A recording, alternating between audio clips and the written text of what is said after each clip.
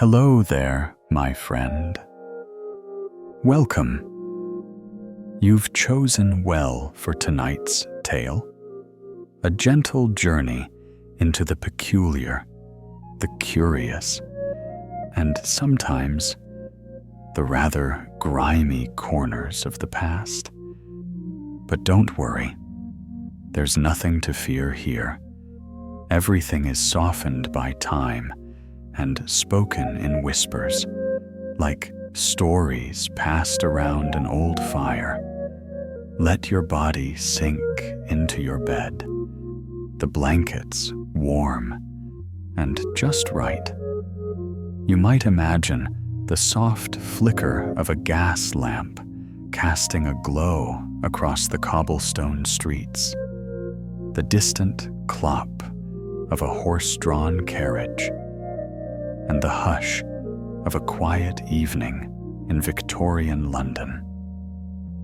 Outside your imagined window, the air might carry the scent of coal smoke, and something less pleasant, too. But inside, all is calm, all is well. Let your breath slow with mine. And as you drift, we'll wander back to the 1800s, back to a world very different from ours, yet somehow still familiar. Let's begin. Long before the minty freshness of modern mornings, the Victorian day often began, with breath best left unmentioned. In working-class homes, crowded, narrow townhouses lining the smoky lanes, there was no dedicated bathroom. Most people used a tin basin set atop a wooden dresser. Toothbrushes existed, but not everyone had one. Those that did often used brushes made with coarse animal hair, badger or boar, bristles stiff and splintery. Toothpaste?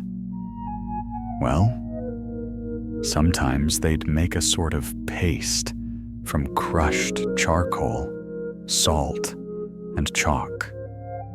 If that wasn't available, they might simply scrub with a cloth, or chew on parsley, or nothing at all.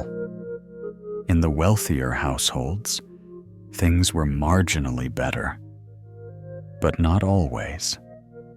Powdered tooth cleaners included ground-up cuttlefish bone or burnt bread. Yes, truly burnt bread. It sounds bizarre, but people of the time believed it helped polish teeth.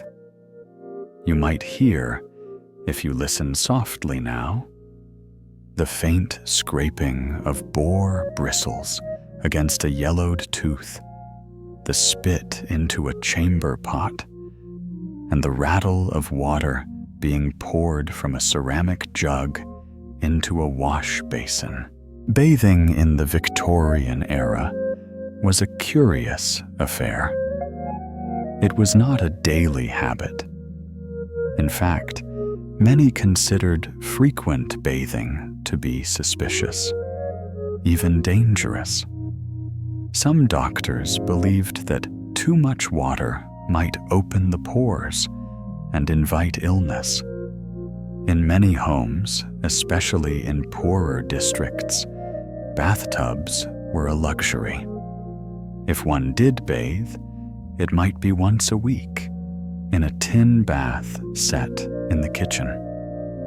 The water was heated on the stove and poured in bucket by bucket. The entire family might use the same water, one after another, starting, of course, with the father, and ending with the smallest child. Can you imagine it? The warmth quickly cooling, the water growing murky, and yet the bath continuing. Soap was made from rendered animal fat, and it wasn't always perfumed.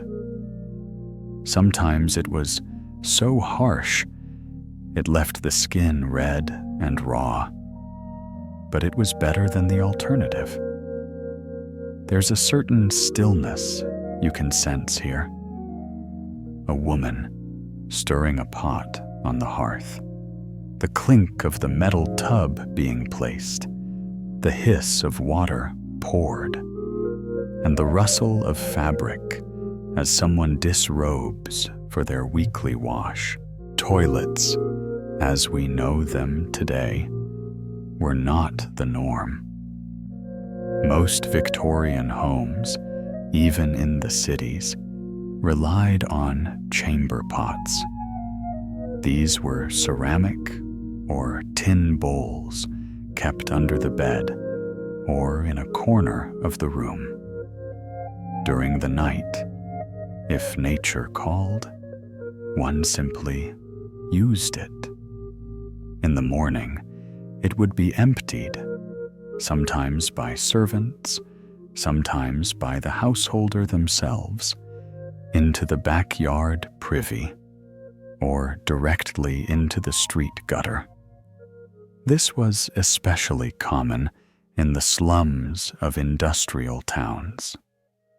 In working-class neighborhoods, whole families might share a single outdoor toilet. And that toilet? It was usually a wooden seat over a pit, perhaps visited by rats, and rarely emptied. Public toilets were limited, though by the end of the 19th century, public conveniences began to appear in wealthier urban areas. These were segregated by gender and decorated with ornate tiles and gas lamps. Still, for many, the alley behind the house sufficed. And the streets, well, they smelled accordingly. Imagine walking those narrow alleys, boots slick with mud, and worse, a gray fog hanging low, and the quiet drip-drip of rain falling from eaves and iron gutters. Clothes were rarely washed, especially not wool coats or layered skirts. Washing was an ordeal, done by hand in steaming copper kettles using lye soap and elbow grease. It took all day, often several days, so it was saved for special times. Underclothes were washed more frequently, but still not daily. And deodorant? It simply didn't exist. To mask odors, Victorians used sachets of lavender or rosewater. Some stuffed dried herbs into their corsets. Men might splash bay rum on their beards or wear perfumed handkerchiefs around their necks. But for most, body odor was simply a fact of life, one that clung to the woolen folds of petticoats and settled into the seams of boots. You might imagine the gentle creak of a wringer, the crackle of drying clothes by the fire, and the slow, rhythmic hum of women chatting as they scrubbed linen by hand. Hair care in the Victorian era was elaborate, especially for women. Hair was seen as a crown of beauty, and washing it, that was a rare affair, perhaps once a month. Soap was too harsh, and shampoos didn't exist as we know them. Instead, women used dry powders or vinegar rinses. Lice were common. Children, adults, even the upper class. Combs and nitpickers were used regularly. Hats were shared often, and coats hung together in crowded cloakrooms, making infestations nearly inevitable. To deal with it, people used kerosene, lard, or even mercury-based ointments, none of which were pleasant, and some of which were poisonous. Despite all this, women spent hours brushing their hair, 100 strokes each night. This practice helped distribute oils, giving hair a shine, and removing dust and debris. Picture a quiet bedroom now, the brush gliding softly through long curls, the fire crackling in the hearth, and a sense of peace as another day fades into twilight. In an age before widespread dermatology, the Victorians had their own unique approach to beauty, and hygiene was rarely part of it. For women, pale skin was considered ideal. It signified wealth, and that one did not toil under the sun. To achieve this look, many used lead-based powders, white and chalky, applied in layers to the face, neck, and shoulders. Some added arsenic wafers to their routine, believing it would refine the skin from within. And indeed, it did create a pallor at a dreadful cost. Rouge was dabbed on in faint spots. It came in small tins or was made at home, sometimes from crushed flowers or beet juice or even brick dust. Lip color, too, was subtle. A gentle stain from carmine or cochineal beetles. Men wore cosmetics as well, though discreetly. A bit of wax on the mustache, a touch of pomade in the hair, soot or burnt cork for eyebrows now and then. Washing off the makeup wasn't always thorough, as running water was scarce. Instead, it might be wiped gently with a cloth dipped in rose water, or simply left on overnight. Imagine a lady at her vanity, the soft sound of a brush sweeping over powdered cheeks, the tick of a mantle clock, and the whisper of lace sleeves as she prepares for a quiet night. The cities of Victorian England, London especially, were not known for their freshness. Cobblestone roads were often thick with mud, manure, and the runoff of chamber pots. Horse-drawn carts rattled along, hooves clattering and splashing through the mess. Dogs, rats, and pigs roamed freely. Even street sweepers, often children, could barely keep up. In the summer of 1858, London experienced what became known as the Great Stink. The Thames River, already polluted with raw sewage, turned sour and toxic in the heat. The smell was so powerful that Parliament had to hang soaked curtains in vinegar to continue meeting.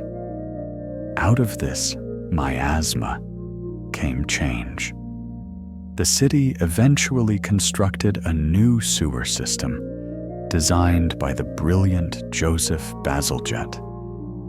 But before then, The air was thick and heavy and sour. Close your eyes now. Picture the wide river, unmoving and dark, the fog rolling low across Blackfriars Bridge, the distant toll of church bells muffled in the smog, and the rustling of leaves in a garden that tries its best to bloom. In wealthier homes, hygiene was still far from modern standards, but there were roles. One of these was the maid of all work, a young girl, perhaps only 12 or 13, responsible for sweeping, scrubbing, heating water, and emptying the chamber pots. Each morning, she would rise before dawn. Her steps might be soft on the creaking stairs as she collected the sloshing pots, carried them through quiet hallways, and emptied them into the ash pit or the backyard earth closet. Some homes had night soil men who came in the dark to scoop the waste away. But for many, it was the housemaids who bore the burden.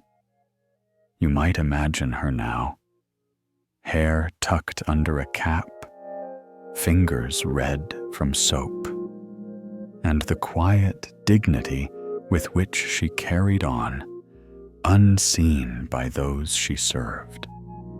Outside, the air is still. A blackbird sings. Somewhere far away, a cartwheel turns on a dirt road, and morning slowly begins. Victorian men were particular about their grooming, but not always hygienic by our standards. Beards were popular in certain decades, often styled with wax or bear grease. Pomades, heavy with oils, were combed through hair to create a slick appearance. But washing? That was rare. A gentleman might visit a barber weekly. The barber would trim his beard, clean his ears with a small metal scoop called an ear picker, and perhaps powder his hair or mustache with scented talc. Shaving cream came in bricks. Razors were stropped on leather, and accidents were common. Cuts were sealed with alum or even ash. Spit was considered an acceptable cleaning agent in some circles, used to shine shoes, clean spectacles, or dampen a cloth for dabbing at the corners of the mouth. Imagine now the barber shop, the snip of shears, the faint scrape of a straight razor, the warm scent of bay rum, and the rhythmic squeak of leather as the strop swings back and forth. Laundry day, perhaps the most dreaded day of the week for Victorian women. There were no machines, no detergent. Everything was done by hand. Water was drawn from a pump or well, heated in large copper pots and mixed with harsh soaps made from ash and fat. Clothes were scrubbed on boards, then wrung out and hung to dry, often on shared lines in the alleyways. If it rained, well, it was done again. Urine, known as chamber lye, was sometimes collected and used as a bleaching agent, especially for linen. It was believed to whiten fabrics, and indeed, it did. But the smell lingered. Ironing was done with heavy flat irons, heated on a stove, and tested with a lick of a finger. Burns were common. A woman might spend an entire day washing just the linens, shirts, collars, petticoats. And yet, clothes were rarely changed daily. Here now, the steady splash of washboards, the groan of the mangle as it squeezes out the water, and the soft rustle of fabric blowing in the afternoon breeze. Victorian homes were scented not with candles or sprays, but with a curious mixture of life and attempts to hide it. Rooms were often closed tight to retain heat. Coal fires filled the air with smoke. Candles, made from tallow or beeswax, added their own musk. Damp wallpaper, mold in the corners, and dusty curtains contributed to a unique bouquet. To mask it, ladies placed bowls of vinegar-soaked petals near the fireplace, or pomanders filled with cloves and orange peel hung from doors. Potpourri was kept in drawers, and perfumes were dabbed on handkerchiefs. Yet, still, there was always something underneath. A trace of wool, of soot, of chamber pots emptied too late, or a damp dog lying by the hearth. Imagine now the drawing room at dusk, the clink of teacups, the creak of wicker chairs, the soft ticking of a mantel clock, and the gentle hush that comes with evening. The idea of germs was not yet widespread in Victorian England. Many still believed in miasma, the notion that bad smells caused disease. Hands were not regularly washed. Gloves helped hide this, especially for the wealthy. Fingernails were rarely trimmed and could harbor dirt for days. Soap, when used, was often saved for visible areas only. Public health reformers gradually began to spread awareness. Florence Nightingale, for example, championed sanitation in hospitals. But the average home lagged behind. Doctors sometimes moved from patient to patient without cleaning their instruments or hands. Surgery was done without gloves. And yet, slowly, things changed. By the end of the century, the germ theory began to take hold. Soap became more common. Running water, at least for the rich, was installed. Let yourself drift back now to a time when hands, though worn and tired, carried on with grace. The sound of water from a pump, the clang of a pail, and the muffled chatter of a neighbor washing clothes 2 doors down. Victorian bedrooms, for all their heavy drapes and carved wood, were not the clean havens we might imagine. Mattresses were often stuffed with straw, horsehair, or old feathers. These materials, though soft at first, became homes to bugs of all kinds. Fleas, lice, even bedbugs. The bugs would nestle in the seams, hiding by day and coming out by night. Sheets were washed infrequently, perhaps once a month or once every few months, depending on the household. Woolen blankets, heavy and difficult to clean, rarely saw water at all. They held on to warmth and smells. To keep bugs at bay, some families sprinkled their beds with herbs like pennyroyal or tansy. Others resorted to smoke, burning sulfur beneath the mattress to drive out pests.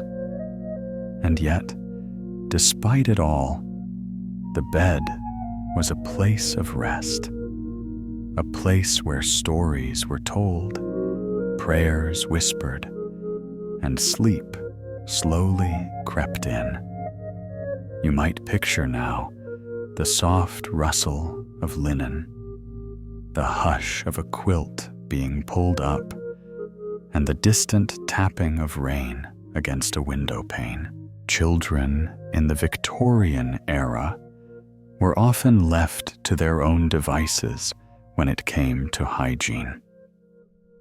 In working-class homes, where space was tight and resources scarcer, a child might bathe only occasionally. Their clothes were hand-me-downs, patched and repatched. Many children didn't wear underwear, just a shirt and trousers or a simple frock. School children sometimes carried lice from classroom to classroom. Teachers, used to the constant scratching, rarely commented. Hair was kept long, which made combing out the nights a regular chore. Shoes, if worn, were shared among siblings. Some children walked barefoot year-round, even through the wet and cold, their feet toughened by necessity. Yet children found joy, as they always do. A puddle was an adventure. A wash basin became a ship. And when bedtime came, they curled up together, safe under a patchwork quilt, soothed by the rhythm of their mother's lullaby.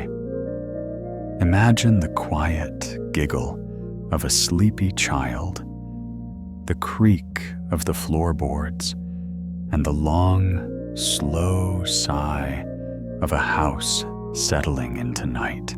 The Victorians had strict rules around modesty, but their undergarments tell a different story. Men wore long woolen drawers, often unwashed for weeks. These were itchy, warm, and worn year-round. They believed cold air on the skin might cause illness, so the extra layers were protective. Women wore bloomers and petticoats, sometimes several layers deep. Underneath it all was the chemise, a linen shift that absorbed sweat and oils, saving the outer garments from soiling.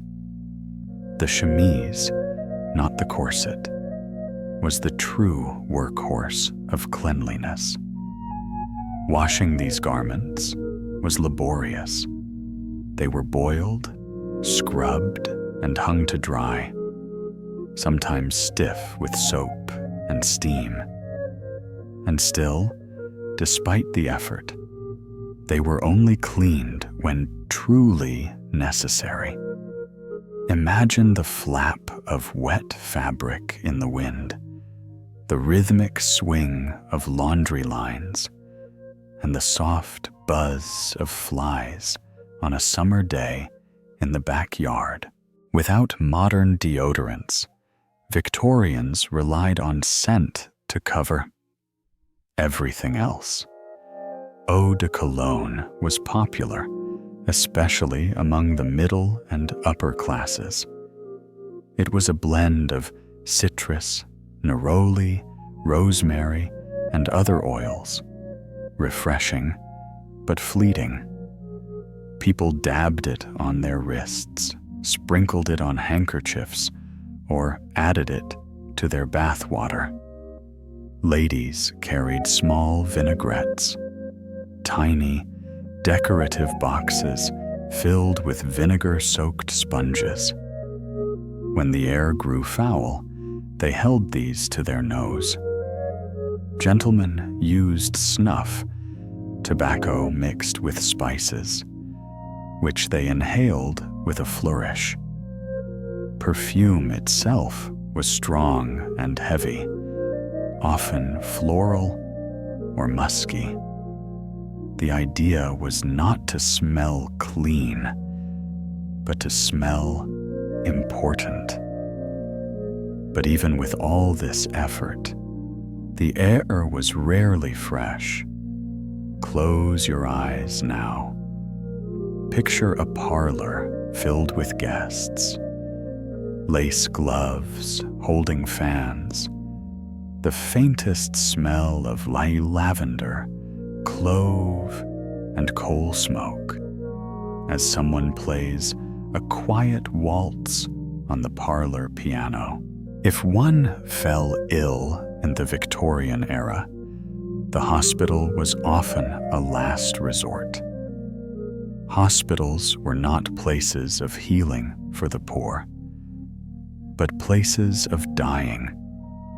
Overcrowded, underfunded, and under-sanitized, they teemed with infection.